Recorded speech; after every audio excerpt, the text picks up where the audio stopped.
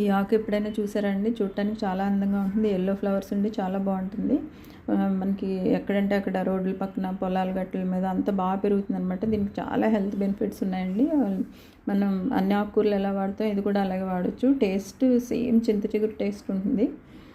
ఇది అంటే దీనికి ఈ రసం తీసి గాయాల మీద రాస్తే గాయాలు మానిపోతాయంట. అలాగే ఉల్లిపిరికాయలు ఉన్నవాళ్ళు ఈ ఆకు రసంలో సైంధవ కలిపి ఉల్లిపిరికాయల మీద రాస్తే అది రాలిపోతుందంట ఉల్లిపిరికాయలు. అలాగే కొంతమందికి ముక్కులోంచి రక్తం వస్తుంటుందండి, వాళ్ళు కూడా ఈ రసం తాగితే బాగా కంట్రోల్ అవుతుందంట.